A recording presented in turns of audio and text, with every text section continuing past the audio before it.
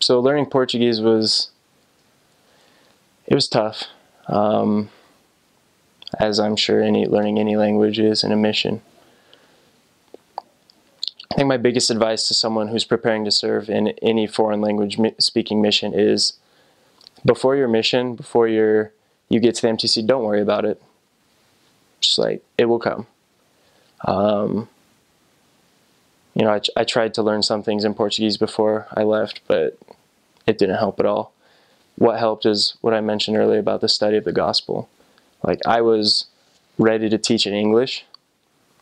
That way I could just like learn the Portuguese stuff instead of having to learn how to teach, having to learn the lessons, and then translate it to Portuguese. So that's probably like my biggest advice, is just don't worry about it. Like, once you get out to the field, then you really just like need to kick it up a notch. I remember my last area, I trained a new American missionary. And, you know, we read about the gift of tongues, we read about all these things in the scriptures, and, you know, we trust that Heavenly Father's going to help us, and He definitely does. But we also have to work really hard to be able to get that help. And this last companion, he kind of didn't understand that whole thing. I think he was waiting for like an angel of Portuguese to like appear and just be like, boom, here's your Portuguese. But as you work through it, as you practice it, it really comes to you. I think another big thing is just don't be afraid to speak it. Like, it's going to be tough, you're going to mess up, but honestly, 99% of the Brazilians, they don't speak Portuguese correctly either, so you don't really need to worry about it. They won't look at you super weird. They might because of your American accent, but that's okay. Then it's like a conversation starter of why you're down in Brazil anyways. I